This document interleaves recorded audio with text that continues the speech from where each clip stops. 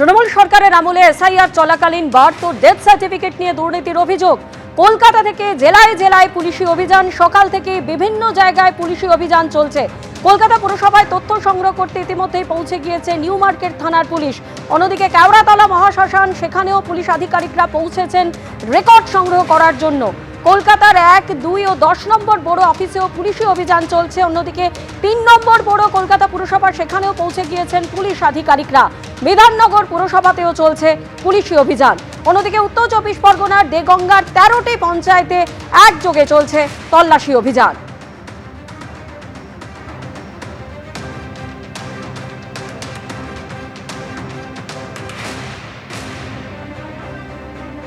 সরাসরি দুই প্রতিনিধি আমাদের সঙ্গে রয়েছেন। 2 নম্বর বড় থেকে রয়েছেন ময়ূখ ঠাকুর, 3 নম্বর বড় থেকে রয়েছেন আমাদের প্রতিনিধি ময়ূখ ঠাকুর চক্রবর্তী। অন্যদিকে 10 নম্বর বড় থেকে রয়েছেন আরেক প্রতিনিধি ঐশী মুখোপাধ্যায়। প্রথমে ময়ূখ, তোমার কাছে আসবো। 3 নম্বর বড়তে ওই মুহূর্তে তল্লাশি অভিযান চলছে, তথ্য সংগ্রহের কাজ চলছে, ঠিক কি খবর এখনো পর্যন্ত? দেখো, কিছুক্ষণ আগে আমরা 1 নম্বর বড়তে ছিলাম, সেখানে চিতপুর থানার পুলিশ আধিকারিকরা গেছিলেন। এই মুহূর্তে ছবিটা দেখাবো আমি প্রবীরকে। 3 নম্বর বড়োর সামনে আমরা রয়েছি এবং যে ছবি আমরা দেখাচ্ছি যে ফুলবাগান থানার যারা অফিসার তারা কিন্তু ভেতরে ঢুকেছে। দেখো, ফুলবাগান থানার অফিসারদের গাড়ি, ফুলবাগান থানার যিনি সার্জেন্ট তিনি রয়েছেন, অন্যান্য অফিসার ইনচার্জ এবং ফোর্সের যারা অন্যান্য সদস্য তারা ইতিমধ্যেই ভেতরে গেছেন। রেজিস্টার যেটা রয়েছে সেই রেজিস্টার সংগ্রহ করা এবং সেখান থেকে ফুলবাগান থানার যিনি অফিসার ইনচার্জ তিনি বেরিয়ে গেলেন এবং বেশ কিছুটা সময় ধরে কিন্তু এখানে তৃণমূল সরকার চলাকালীন এসআইআর-এর দুর্নীতি তার তদন্তে কিন্তু আজকে সারা রাজ্য জুড়ে পুলিশি অভিযান চলছে বিভিন্ন বড়োতে। কিছুক্ষণ আগে আমরা 1 নম্বর বড়োতে ছিলাম এবং সেখানে যে পুলিশি তৎপরতার ছবি ধরা পড়েছিল, একইভাবে 3 নম্বর বড়ো অর্থাৎ ফুলবাগানে এই মুহূর্তে আমরা রয়েছি, সেখানেও কিন্তু একই রকমের ছবি ধরা পড়ছে।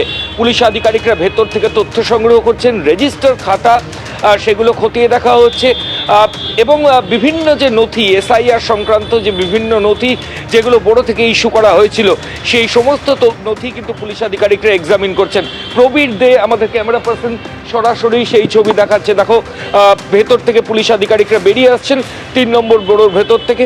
বেশ কিছুটা সময় তারা এখানে ছিলেন এবং ভেতরে অন্যান্য যারা অফিসিয়ালস তারাও রয়েছেন। এখনও পুলিশের আধিকারিকরা ভেতরে রয়েছেন, তারা এখানকার যারা বড়োর আধিকারিক তাদের সাথে কথা বলছেন। বিভিন্ন ডেটা, বিভিন্ন তথ্য সেগুলো এক্সামিন করার প্রক্রিয়া কিন্তু পুলিশের তরফ থেকে করা হচ্ছে। একযোগে কলকাতা শহরের বেশ কয়েকটা বড়োতে কিন্তু একই রকমের ছবি ধরা পড়ছে।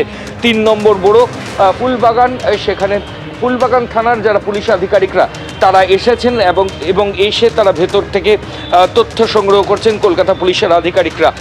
মূলত আমরা আগে যেমনটা বলছিলাম যে এসআইআর সংক্রান্ত বিভিন্ন তথ্য যেগুলো বড়ো থেকে পাওয়া যেত এবং সেই এসআইআর-এর দুর্নীতি যার তদন্ত একযোগে শুরু হয়েছে এবং আজকে দিনভর সেই ছবি আমরা দেখছি কলকাতার বিভিন্ন বড়োতে। 3 নম্বর বড়োর ছবি তুলে ধরলেন আমাদের প্রতিনিধি ময়ূখ ঠাকুর চক্রবর্তী। আর অন্যদিকে 10 নম্বর বড়োতেও কিন্তু একইভাবে পুলিশি অভিযান চলছে। সরাসরি ঐশী আমাদের সঙ্গে রয়েছেন। ঐশী, এখনো পর্যন্ত কি জানতে পারছো?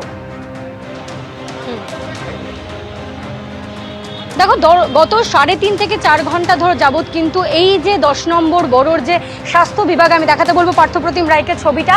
এই যে 10 নম্বর বড়োর যে কলকাতা পৌর সংস্থার স্বাস্থ্য বিভাগ, সেখানে কিন্তু গত প্রায় 3.5 থেকে 4 ঘন্টা ধরে কিন্তু গলগ্রিন থানার যে পুলিশ তারা কিন্তু আধিকারিকরা এসেছেন, উপস্থিত রয়েছেন এবং তারা কিন্তু যে তল্লাশি অভিযান আমরা দেখতে পাচ্ছি গোটা রাজ্য জুড়ে চলছে, সেই তল্লাশি অভিযান কিন্তু তারা এই দোতলার যে ঘরে কিন্তু রেজিস্টারে নথিভুক্ত রয়েছে সমস্ত জন্ম এবং মৃত্যুর যে শংসাপত্র, সেই সমস্ত বিষয়গুলো কিন্তু খতিয়ে দেখছে। এই বড় 10-এর আন্ডারে কিন্তু রয়েছে 12টি ওয়ার্ড। সেই 12টি ওয়ার্ডে কিন্তু একাধিক সরকারি এবং বেসরকারি, অর্থাৎ 10-এর বেশি বেসরকারি এবং 3টে সরকারি হাসপাতাল রয়েছে। তার সঙ্গে তোমায় জানিয়ে রাখি যে এই প্রিন্স আনোয়ার শাহ রোডের ওপরেই কিন্তু রয়েছে একটি সমাধি ক্ষেত্র। এই সমস্ত জায়গাকার যে সমস্ত জন্ম এবং মৃত্যুর শংসাপত্র এই যে স্বাস্থ্য বিভাগ থেকে দেওয়া হয়, সেই সমস্ত গুরুত্বপূর্ণ নথিগুলোকেই কিন্তু তারা আজকে খতিয়ে দেখছেন এবং পুঙ্খানুপুঙ্খ কিন্তু তার যাচাই পর্ব, সেই পর্ব কিন্তু চলছে আজকে সকাল থেকেই। তোমায় যেমনটা জানাচ্ছিলাম যে 12টা ওয়ার্ড, অর্থাৎ এই বড়োর অধীনে কিন্তু এই 12টা ওয়ার্ডের মধ্যে যে সরকারি বেসরকারি হাসপাতালগুলো রয়েছে, সেগুলোতে যে শিশুরা জন্মান তাদের যে সমস্ত নথি তার নথিভুক্ত থাকে, ডিজিটাল কপি থাকে তার, এবং তার সঙ্গে তার থাকে কিছু ম্যানুয়াল কপি। সেই রেজিস্টার তারা হাতে নিয়ে প্রত্যেকটা পাতা কিন্তু নিখুঁতভাবে তারা কিন্তু যাচাই করছেন। তাদের কাছে যে সমস্ত নথিগুলো রয়েছে, সেটা বারিয়াল গ্রাউন্ড হোক কিংবা হাসপাতাল থেকে যে সমস্ত তথ্য তারা পান, এবং পুলিশের রেকর্ডে যেগুলো রয়েছে সেগুলো বাদ দিয়ে কোনো নথি রয়েছে কিনা, এবং তার সম্পূর্ণ যাচাই পর্ব কিন্তু তারা পুঙ্খানুপুঙ্খভাবে সম্পন্ন করছেন। আমরা দেখেছি যে এই দোতলার ঘরে কিন্তু রেজিস্টার খুলে এই যে স্বাস্থ্য বিভাগের যারা কর্মীরা রয়েছেন, আধিকারিকরা রয়েছেন, তাদের সঙ্গে একেবারে আলোচনা করে কিন্তু পুলিশ, এই গলগ্রিন থানার পুলিশের আধিকারিকরা যারা উপস্থিত রয়েছেন, তারা কিন্তু পাতার পর পাতা মিলিয়ে দেখছেন প্রত্যেকটা গুরুত্বপূর্ণ তথ্য। পরবর্তীতে যদি দরকার পড়ে সেক্ষেত্রে কিন্তু তারা এখান থেকে নথি বাজেয়াপ্ত করেও নিয়ে যেতে পারেন। তবে এখন 3.5 থেকে 4 ঘন্টা যাবত কিন্তু এই তল্লাশি অভিযান চলছে। একেবারে তল্লাশি চলছে, 10 নম্বর বোরোতে এই মুহূর্তে তল্লাশি চলছে এবং সেখান থেকেও একইভাবে নথি সংগ্রহের কাজ চলছে। অন্যদিকে আরো দুই প্রতিনিধি সরাসরি আমাদের সঙ্গে রয়েছেন। কলকাতা পুরসভা থেকে আমাদের প্রতিনিধি রয়েছেন রুমা ঝিলম করঞ্জাই, এবং অন্যদিকে রুমা পাল কেওড়াতলা মহাশ্মশান থেকে আমাদের প্রতিনিধি রয়েছেন। সরাসরি এই দুই প্রতিনিধির কাছে আসবো, কিন্তু তার আগে আপনাদেরকে জানিয়ে রাখি মুখ্য সচিব মনোজ আগরওয়াল এর আগে কি বলেছিলেন এই বিষয়ে, অর্থাৎ এই জন্ম মৃত্যু সংস্থা দেবার ক্ষেত্রে যে দুর্নীতি হয়েছে, গোটা ব্যবস্থার দুর্নীতি থাকাতে জন্ম মৃত্যুর রেকর্ড তৈরির নিয়মেও বদল আনছে রাজ্য। দায়িত্বে থাকবেন শুধু সরকারি আধিকারিকরা, বাদ দেওয়া হচ্ছে জনপ্রতিনিধিদের। অনেক স্কিমে যে আছে যেখানে বলা আছে কি প্রধান থেকে এটা ভেরিফিকেশন হবে, প্রধান থেকে সিগনেচার হবে, ওটা আমরা করতে পারছি না। প্রধানই নেই ওখানে। প্রধান যে আছে due to some reason or the other reason আসছে না, ইয়া প্রধান রিজাইন করে দিচ্ছেন, উপপ্রধান রিজাইন করে দিচ্ছেন, গোটা ব্যবস্থা চলমালাই গেছে। এখন যেটা আছে অনেক জায়গা আমাদের কাছে কিছু সিস্টেম নেই, অ্যান্ড এমন কোনো অ্যাক্ট রুল নেই কি সিস্টেমকে রিপ্লেস করতে পারবো by government servants in the panchayat. Even financial power যেটা আছে আজকের দিনে সব আছে পঞ্চায়েত প্রধান কাছে, এক্সিকিউটিভ মেয়র কাছে। ফাইন্যান্সিয়াল পাওয়ার মিনি এটা অন্য স্টেটে সব জায়গা অফিসার কাছে থাকবে, কিন্তু অফিসারের দায়বদ্ধতা আছে কোনো গন্ডগোল করবেন under PC act, under PMLA, so many action যেটা আছে ডিসিপ্লিনারি কন্ডাক্ট রুলস হতে পারে। কন্ডাক্ট রুলস যে আছে কোনো আমি দেখিনি কোনো মেয়র জন্য ইয়া কোনো প্রধান জন্য কোনো কন্ডাক্ট রুলস আছে যে কোনো জানা আছে, বাট গভর্নমেন্ট সার্ভেন্ট জন্য কন্ডাক্ট রুলস ফ্রম ডে 1 থেকে আপনি চাকরি জয়েন করেন তখন থেকে থাকে, একটা সিস্টেম প্রসিজার থাকে, এই জন্য গভর্নমেন্ট সার্ভেন্ট করে, বাট অফকোর্স আন্ডার তদারকি of the political executive and the executive of the state. সরাসরি কলকাতা পুরসভার সামনে থেকে আমাদের প্রতিনিধি ঝিলম করঞ্জাই। ঝিলম, মুখ্য সচিব মনোজ আগরওয়ালের বার্তা, এবং তারপরেই আমরা দেখছি যে বিভিন্ন জায়গায় পুলিশ আধিকারিকরা তারা পৌঁছে যাচ্ছেন। কলকাতা পুরসভাতেও তারা বেশ কিছুক্ষণ ধরে রয়েছেন, সেখান থেকে নথি সংগ্রহের কাজ করছেন। এখনো পর্যন্ত কি জানতে পারছো এই বিষয়?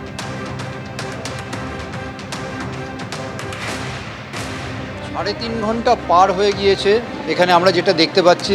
তুমি দেখবে যে 11টায় এসছে, এখন যেটা 3:30 বাজে, প্রায় 4.5 ঘন্টা পার করবে। 4.5 ঘন্টা মতো তারা রয়েছে নিউ মার্কেট থানার আধিকারিকরা। আমরা যেখানে রয়েছেন, আমার সহকর্মী প্রীতম যে দৃশ্য দেখাচ্ছে, স্বাস্থ্য বিভাগের বার্থ অ্যান্ড ডেথ সার্টিফিকেট যে বিভাগ, সেই বিভাগে পুলিশের একটি টিম রয়েছে।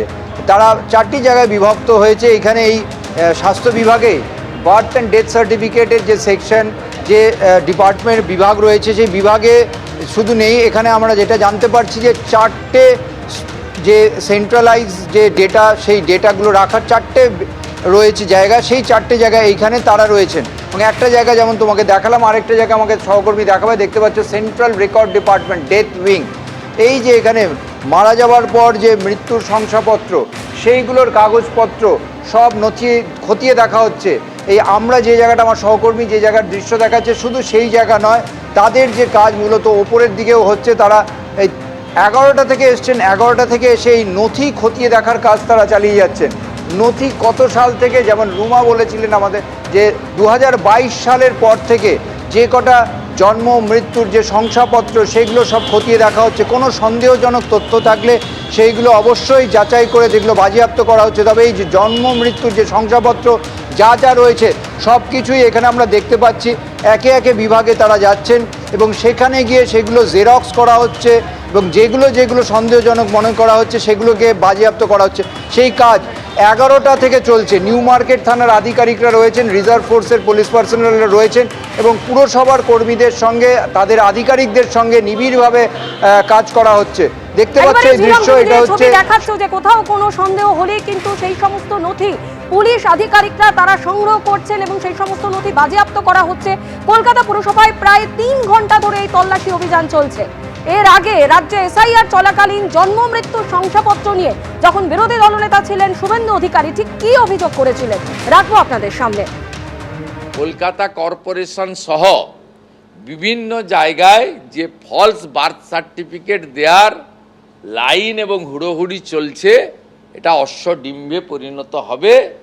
এটা করে মৃত ভোটারকে জীবিত, ফলস ভোটারকে পুনর্জীবিত আর অনুপ্রবেশকারী বাংলাদেশি মুসলিম রোহিঙ্গাদের ভোটার তালিকায় রেখে দেওয়ার যে বড় পরিকল্পনা নিয়েছেন খালার পার্টি, এটার সুবিধা হবে না। অন্যদিকে কেওড়াতলা মহাশ্মশান, সেখানেও কিন্তু বেশ কিছুক্ষণ হয়ে গেল পুলিশ আধিকারিকরা তারা নথি সংগ্রহের কাজ চালাচ্ছেন। রুমা পাল আমাদের প্রতিনিধি রয়েছেন। রুমা, কি ধরনের নথি সেখান থেকে সংগ্রহ করা হচ্ছে?